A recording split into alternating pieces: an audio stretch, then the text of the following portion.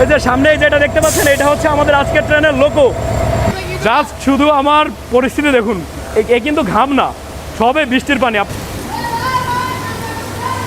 বৃষ্টি হয়েছে বাইরে, এই পাশে পানি পড়ে সিট তো ভিজছে, সেই সাথে এখানে আসলে থাকার মতো অবস্থা নেই। আমি নন এসিতে না গিয়ে স্নিগ্ধাতে টিকিট করলাম শুধু একটু শান্তিতে যাওয়ার জন্য, বাট স্নিগ্ধার অবস্থা দেখুন, এত পরিমাণ স্ট্যান্ডিং যাত্রী উঠছে। অবশেষে আমরা একটি ট্রেনের দেখা পাইছি। শুভ সকাল সকলকে।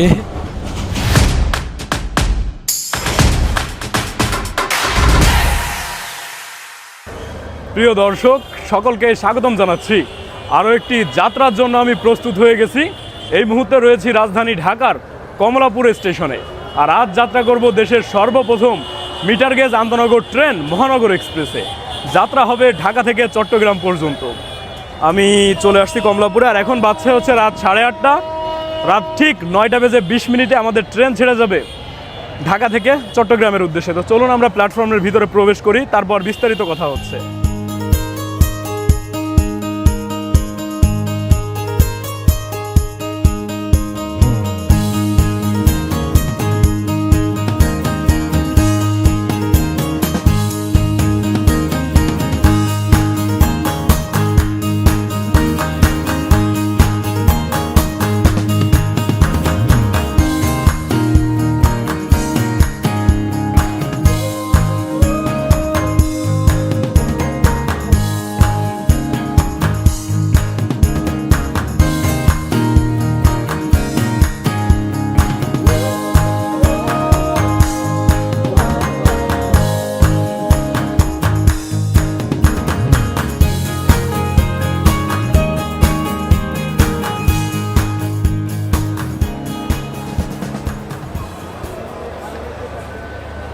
আপনারা কমলাপুর রেলওয়ে স্টেশনে আসার পর এই পাশে দেখতে পারবেন টিকিট কাউন্টার, যেখান থেকে আপনারা আপনাদের নির্ধারিত গন্তব্য অনুযায়ী টিকিট ক্রয় করে নিতে পারবেন।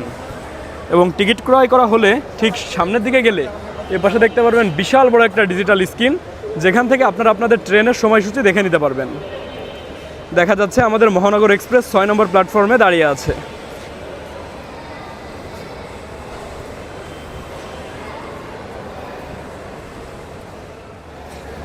সামনের এই হাঁটা পথটি ধরে গেলেই আমরা দেখতে পারবো আমাদের মূল platform.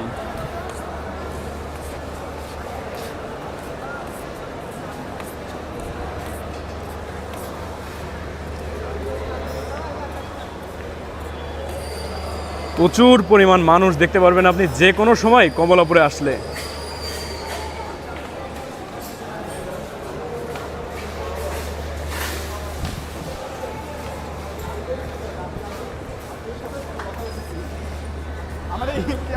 Welcome to Kamalapur railway station Dhaka. আপনারা স্টেশনে প্ল্যাটফর্মে প্রবেশ মুখেই দেখতে পারবেন আরও একটি বিশাল বড় ডিজিটাল স্ক্রিন, যেখান থেকে আপনারা আপনাদের গন্তব্য অনুযায়ী ঠিক ট্রেনের সময়সূচি দেখে নিতে পারবেন। আরও দেখতে পাচ্ছি ট্রেন নাম্বার 722 আন্তনগর মহানগর এক্সপ্রেসকে 6 নম্বর প্ল্যাটফর্মে দেওয়া হয়েছে।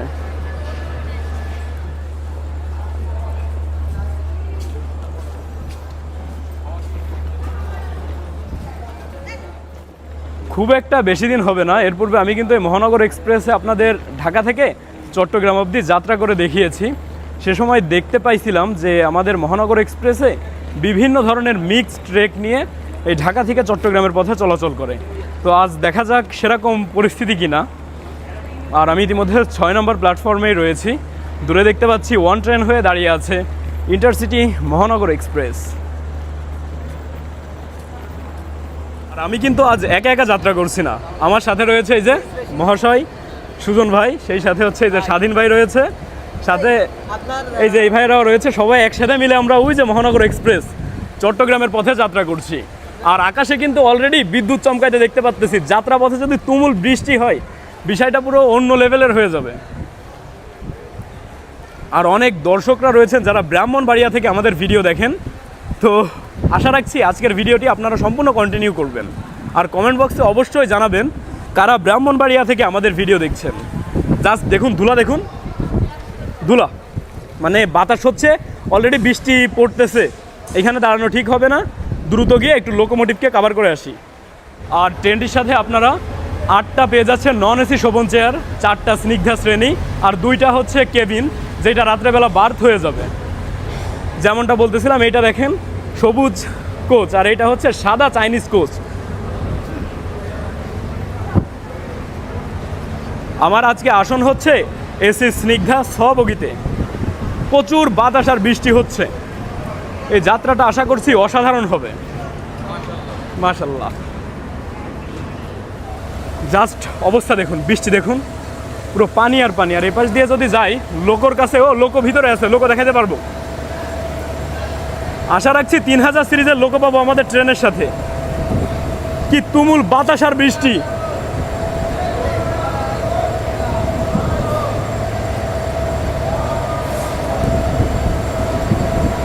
বৃষ্টি যেমন তেমন, বাতাসের জন্য কিন্তু পুরো একবার নাজেহাল অবস্থা, পুরো ভিজে গেলাম।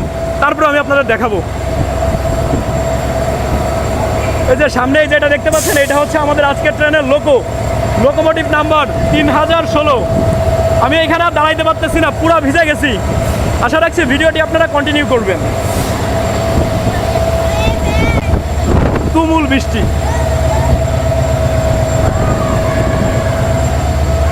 কোনোভাবে এখানে আর দাঁড়ানো সম্ভব না। এ ভিজিস না ভাই, ঠান্ডা লাগবে, টাটা। গাইস, প্রচণ্ড বৃষ্টি, প্রচণ্ড, মানে কোনোভাবেই প্ল্যাটফর্মের এই সাইডটাতে দাঁড়ানো সম্ভব না।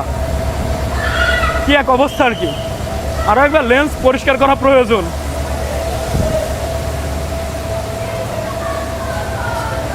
কি এক পরিবেশ! আমি কিন্তু পুরা ভিজে গেছি, পুরা ভিজে গেছি।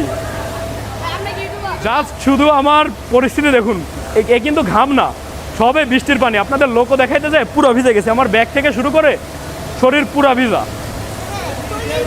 আর এই পাশের অবস্থা দেখুন জাস্ট।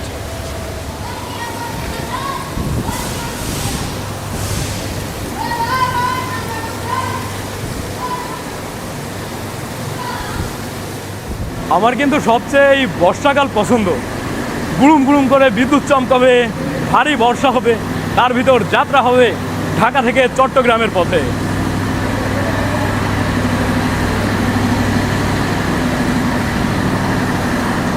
আজকের যাত্রায় ছাগলের বগি। এই যে সাদা চাইনিজ কোচটি দেখতে পাচ্ছেন, তাপানুকুল এসি স্নিগ্ধা, এইটাই হচ্ছে আজকে আমার কোচ।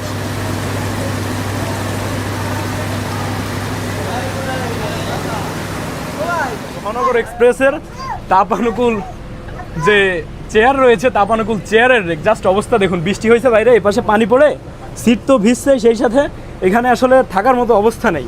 রিসেন্টলি ভিডিও দেখলাম যে মহানগর এক্সপ্রেসে নাকি এসিও নষ্ট।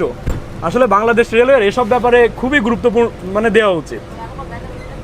যারা ভবিষ্যতে এই মহানগরের বগিতে ভ্রমণ করবেন, সামনে যেহেতু বৃষ্টিকাল, এই সিটগুলো অবশ্যই অ্যাভয়েড করার চেষ্টা করবেন। এটা হচ্ছে 44, 45, আর এই পাশে হচ্ছে 51 আর 50। জাস্ট সিটগুলোর অবস্থা দেখুন, চাপ দিলে হয়তো হাতে পানি চলে আসবে, পানিতে পুরো ভিজা আর কি। এই যে পানি পড়তেছে। যদিও আমার যে আসন রয়েছে, আমার আসনের অবস্থা মোটামুটি ভালো, ওইখানে পানি নাই। আমার ধারণা বাংলাদেশ রেলওয়ের বহরে যতগুলো আন্তঃনগর ট্রেন রয়েছে, তার ভিতরে মহানগর এক্সপ্রেসই সবচেয়ে বেশি অবহেলিত। যে কমিউটার ট্রেনগুলো রয়েছে, কমিউটার ট্রেনেরও কিন্তু ছাদ থেকে পানি পড়ে না, আবার এসির কোয়ালিটিও খারাপ, সেই সাথে মিক্সড রেক নিয়ে চলাচল করে। আমি যেই বগিতে আছি এটা হচ্ছে চাইনিজ, এর বাইরে বাদবাকি অনেকগুলো বগি রয়েছে হচ্ছে ইন্দোনেশিয়ান পিটিনকা। তো যারা পিটিনকাতে ভ্রমণ করতেছে আর যারা চাইনিজে ভ্রমণ করতেছে, দুইজনের অবশ্যই ভাড়ার ভিতরে তফাৎ থাকার প্রয়োজন ছিল, কারণ পিটিনকার মজা আলাদা, চাইনিজের মজা আলাদা। যাই হোক, আশা রাখছি ভবিষ্যতে বাংলাদেশ রেলওয়ে এগুলোতে খুবই গুরুত্ব সহকারে দেখবে। নিজের দেশের ট্রেন কি আর বদনাম করবে। এখানে যে ইলেকট্রিক স্টেশন রয়েছে, এই সাইডের কোনো ক্যাবিনের দরজাই নেই, সে দরজাই ভাঙা। মানে কোনো একটা মানুষ যদি ভুলে এরপরে পড়ে বা যে কোনো সমস্যা হয়, সেই ক্ষেত্রে পুরোপুরি শক খাওয়ার তীব্র সম্ভাবনা রয়েছে।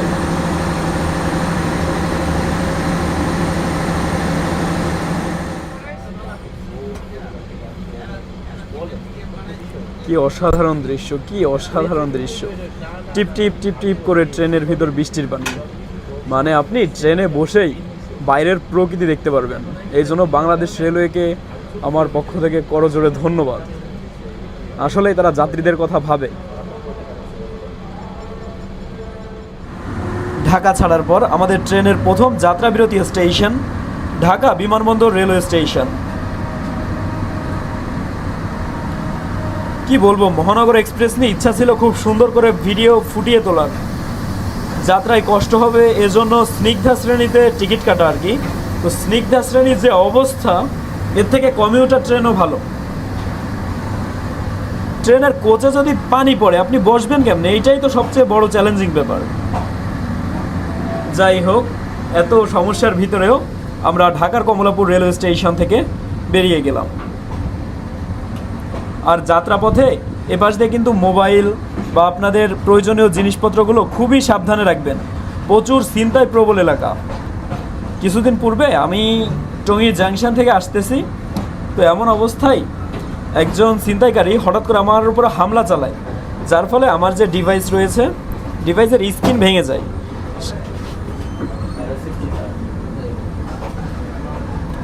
আর দূরে বিদ্যুৎ চমকাচ্ছে, দেখতে খুবই সুন্দর লাগতেছে।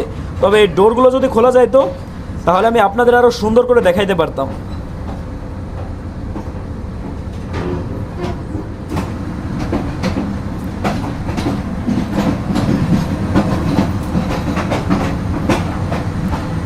এই বৃষ্টি হলে এই জিনিসটাই ভালো লাগে যে যাত্রা পথে হুট হুট করে বিদ্যুৎ চমকায়, এক অন্যরকম পরিবেশ আর কি। তবে আমি জানি না আমি ব্লগটা কন্টিনিউ করতে পারবো কি না।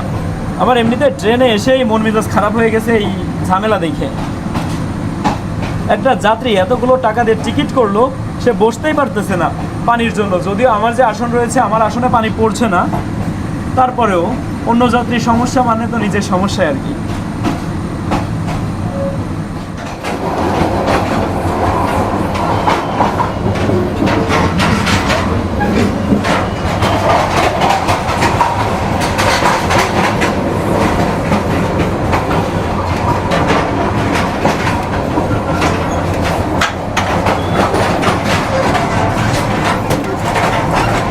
যাত্রা করতে করতে আমাদের ট্রেন হঠাৎ কাউরান বাজার এসে থেমে যায়।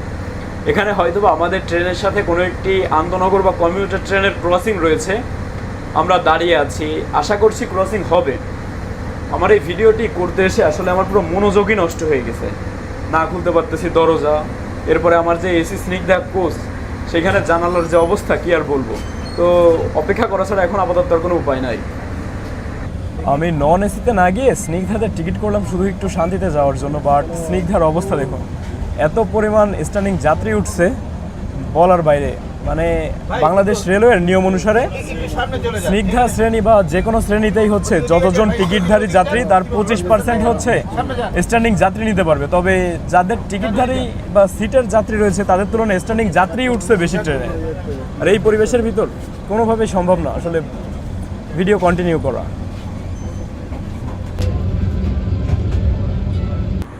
আমাদের ট্রেনটি ঢাকা থেকে যাত্রা শুরু করে এখন তাল শহর নামক একটি জায়গাতে এসে প্রায় 40 মিনিটের মতো হবে দাঁড়িয়ে আছে। যতটুকু শুনতে পাইলাম ওপাশে নাকি একটি ট্রেন নষ্ট হয়ে গেছে। তো ওই ট্রেনকে ঢাকা থেকে লোকোমোটিভ এসে ট্রেনে সরাবে, তারপর আবার আমরা যাত্রা শুরু করব। মোটামুটি বলা চলে প্রায় 1-1.5 ঘন্টার একটা কট খেয়ে গেলাম আমরা। আর আজকে ট্রেনে এত পরিমাণ স্ট্যান্ডিং যাত্রী উঠছে যার ফলে আমি মানে কষ্টে বলেন ক্ষোভে বলেন যেভাবে হোক ভিডিওগ্রাফি করা বাদই দিয়ে দিয়েছিলাম। এরকম যে যাত্রী চাপ, এই নিয়ে কি ভিডিও করা সম্ভব? এই যে যাত্রীগুলোকে বাইরে দেখতে পাচ্ছেন না, ম্যাক্সিমামই হচ্ছে স্ট্যান্ডিং যাত্রী।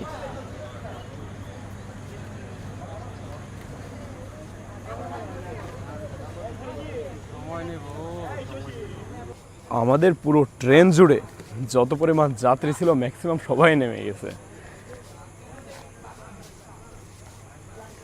কি লেভেলের একটা কট খাইলাম ভাবা যায়। ট্রেন যে এখন কখন ছাড়বে তার কোনো ঠিক নেই। যদি কারো কানেক্টিং জার্নি থাকতো তাহলে তো তার পুরাই 12টা বাজে যাইতো। আমি প্রায় 40 মিনিটের মতো বসে থেকে না পেরে নামে আসলাম। এই যে আমাদের ট্যুরমেট সবাই, আমি সামনের এক বগিতে। কিছু বলবেন ভাই প্লিজ, মাইক্রোফোন।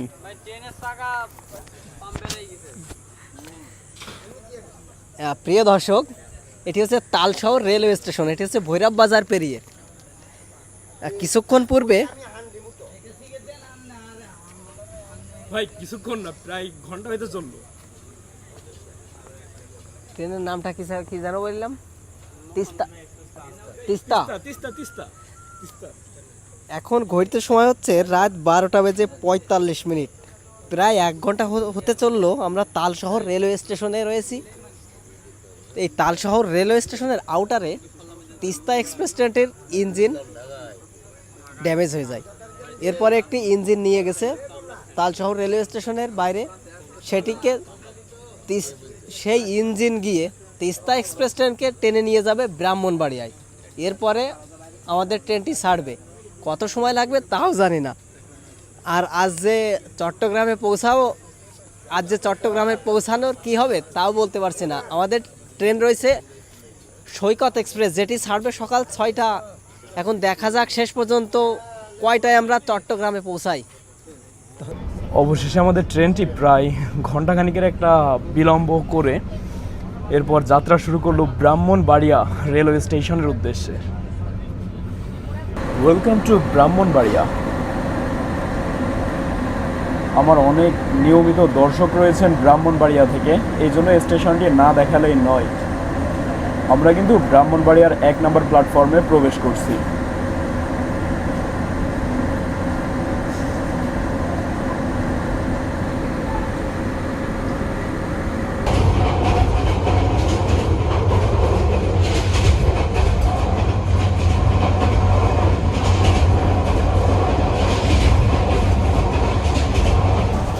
শুভ সকাল সকলকে।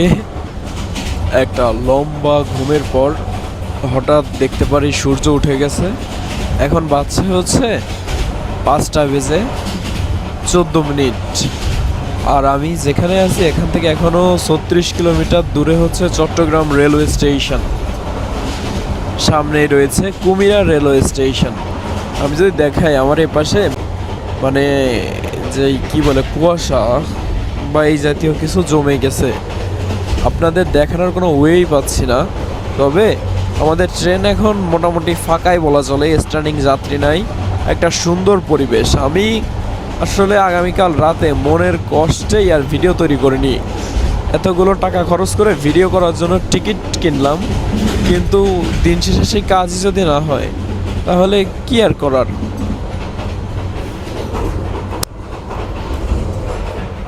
কি লেভেলের লম্বা একটা বিলম্ব রে বাবা। আমাদের ট্রেনের পৌঁছানোর কথা ছিল রাত 3:30 আর সেই ট্রেন পৌঁছাইছে 5:50। যাত্রাপথে বেশ লম্বা একটা ঘুম দিছি। আর আমি মোটামুটি এই ট্রেনে ভিডিও বানানোর ইচ্ছাই বাদ দিয়ে দিছিলাম, কারণ এত পরিমাণ স্ট্যান্ডিং যাত্রী ছিল ট্রেনে। তার মাঝখানে ট্রেনের যে ছাদ রয়েছে আমার স্নিগ্ধা শ্রেণী ছিল, তো ছাদ ফুটো হয়ে এখান থেকে পানি পড়তেছিল। যাই হোক, অবশেষে ভালোভাবে পৌঁছালাম চট্টগ্রামে। আর এইদিকে এই যে আমার সফর সঙ্গীরা রয়েছে। ভাই অভিজ্ঞতা কি ভাই? জঘন্যতম বাজে রিয়েল। এই যে সবাই আমরা যাই হোক নেমে গেলাম, সেই সুন্দর একটা ঘুম দিছি আর এক ঘুমেই চট্টগ্রাম। তবে ভাইদের এখানে প্ল্যান ছিল হচ্ছে এরা, এই যে সুজন ভাই, এরপরে রয়েছে স্বাধীন ভাই, এরা হচ্ছে সৈকত এক্সপ্রেস ধরে এরপরে যাত্রা করতে চাইছিল। তবে সৈকত এক্সপ্রেস আর এদের মনে হয় না ধরা হচ্ছে।